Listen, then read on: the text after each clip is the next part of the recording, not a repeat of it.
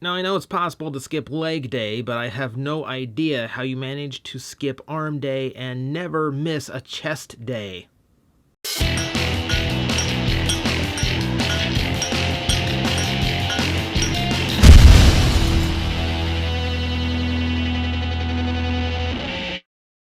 My Twitter trends this morning told me that it is International Day of the Girl, so let's review something of note in the way of female Transformers, specifically the very first deluxe class female Transformer on retail shelves.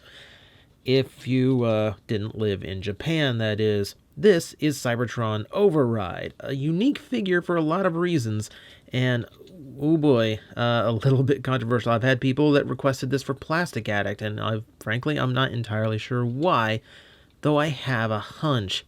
You can see she is a very futuristic car, being from the Speed planet in the series, so she also comes with many of the traits of said planet. For instance, a lot of translucent plastic in the way of her canopy there, where you can see 2 seats molded in, as well as these wheels, which all of the members of the Speed planet, Speedia, Velocitron, whatever you called it, had clear wheels.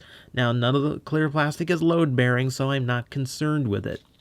Everything else, looking quite cool. I've always really liked the look of this vehicle. You can see she is cast in a mix of white, red, as well as black plastic. It is a very traditional Autobot style color scheme, very Jetfire, and very heroic kind of colors going on. I love the lines on this vehicle. She has so many sleek curves to her and still manages to look very sharp in the right ways. I really like the front end here, made up of all these converging points. I think it looks really, really cool. Always really like the look of this toy. So you also have elements here in the back, little spiky bits like little thrusters, as well as wings up here, which are soft plastic so as to prevent breaking. A lot of gold paint as well, indicating this engine section on the top, as well as what looks like Mr. Fusion from the top of the DeLorean from Back to the Future, just stuck out there. Not entirely sure why. Might peg in a weapon. I don't know. Never tried. So, interesting enough about this toy, aside from just lavish amounts of paint just splattered all over this thing. I mean, this is mid-2000s. We had plenty of paint budget back then. What's always interesting me about the toy is if you look at certain elements of her vehicle mode, specifically the shape of the canopy, as well as where her head rests, and the very vague shape of the head as well, I always assumed that this toy was loosely based on Generation 1 Elita 1. If you go look at screenshots of her vehicle mode, there are details that match up quite well, specifically right where her head and canopy are in vehicle mode. Now, of course, this means FunPub, in their infinite wisdom, went and used Thunderblast to make their own Classics Elita 1 for a BotCon set. Bravo. But hey, it's a missed opportunity that I always felt like, wow, that's strange they never saw that. But hey, it's still a female Transformer at the deluxe class. Or is it? Because in Japan, this was Nitro Convoy, a decidedly male character. Assume that in America, they decided they needed a little bit more female presence in the series, so hey, someone got a gender swap. Awkward. So, ignoring that, this is the Cybertron version. The Galaxy Force version had several paint apps that were different. So we are just going to go with, yeah, this is the girl. We're going to go ahead and show the gimmick in this mode, which of course requires the Cyber Key. And she is the leader of her planet, so she does get a pretty gold one. It is the speed version with all the little gauges and dials. It's quite cool. Insert in the back, and a rather simple gimmick. 2 little guns flip out side, but flipping beside her head and canopy in this mode. It's very subtle. It's even kind of a hard detail to even notice offhand. They're very tiny guns.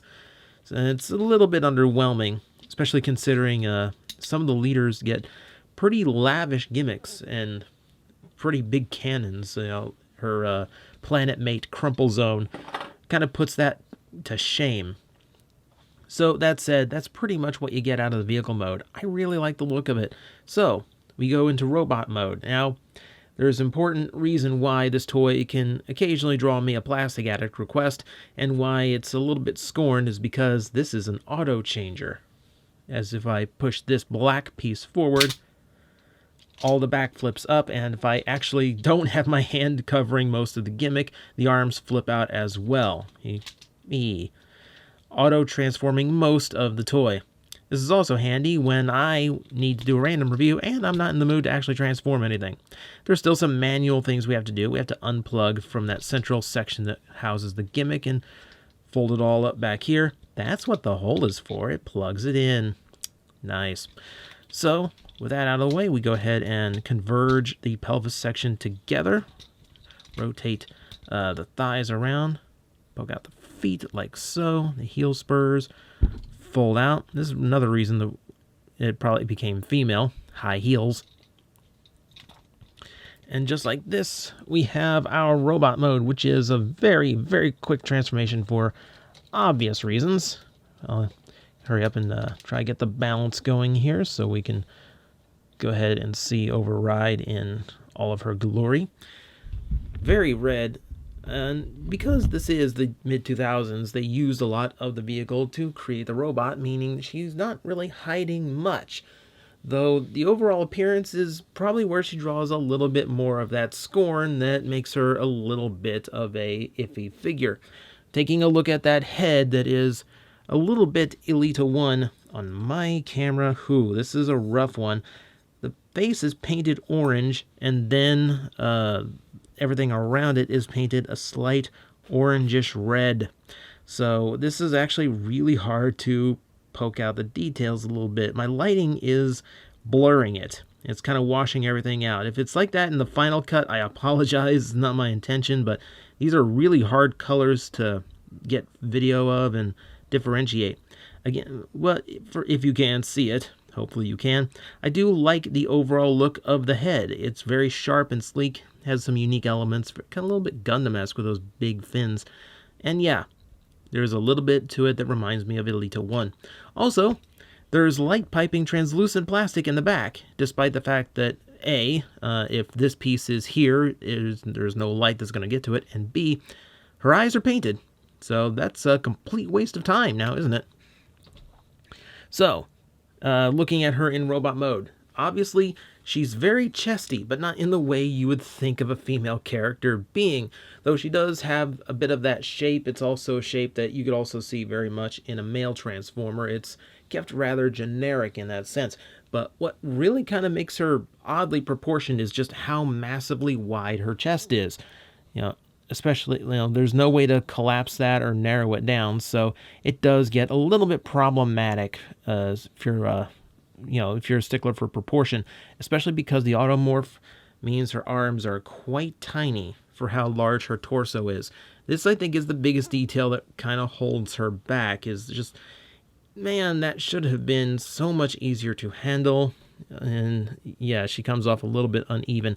Also, very back heavy, since all of her gimmick goes to the back there, and you'll note that even with, what is essentially 3 heel spurs, she does tend to tip over backward fairly easily. I'm having a bit of a difficult time keeping her balanced.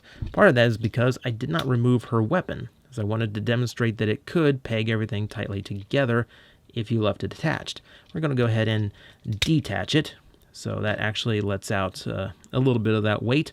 And now you'll see a completely different hole and peg, which connects the backpack again. Clever. With that taken off, she definitely does have a much better time balancing. So you wouldn't leave it on there anyway. But it's neat that they actually gave you the option of leaving it on without having anything flapping about on her. So that's pretty well thought out design. Overall, I do think having such a big automorph gimmick on a deluxe and still making a functional figure does give her a unique and actually impressive level of engineering, even if the end result isn't quite exactly what you would be hoping for.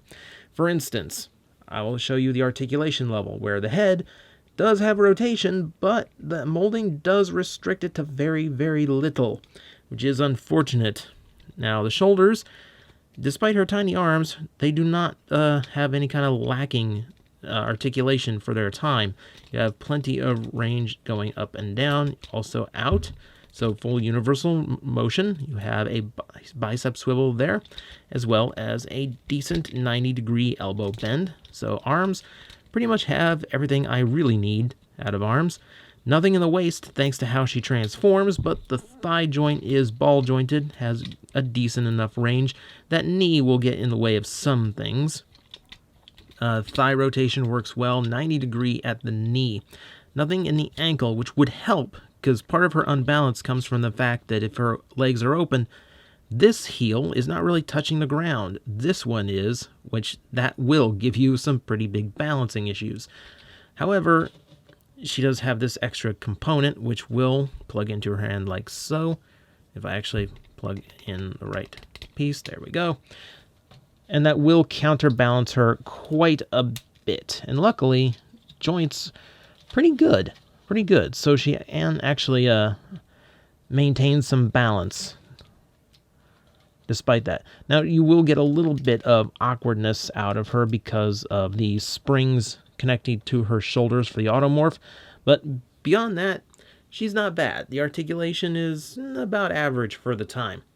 And then just to finish it off, we will go ahead and demonstrate her gimmick once again, because of course she can use her weapon in this mode as well. And that is still a little bit disappointing. It looks like she's holding a big beetle or something, but yeah, it's a very tiny gun compared to some of the others. You know, little tiny flip-out cannons like that. Always a little bit disappointing in this line. So that is Cybertron Override, the once and former Galaxy Force Nitro convoy. I think she gets a lot of undeserved flack. I can definitely see why the toy would be annoying to some. Getting her back into vehicle mode, for instance, is a little bit awkward since things have to be aligned correctly and you have to make sure everything clicks in the right way.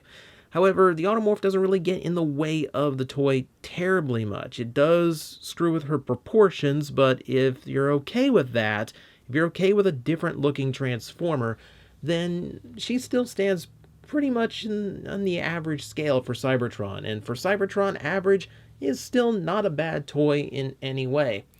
So I do think she stands, at the very least, an interesting toy to talk about, both for the engineering trying a little bit something different for a change, as well as the unusual nature of her, well, nature. Not really great at expounding on these things.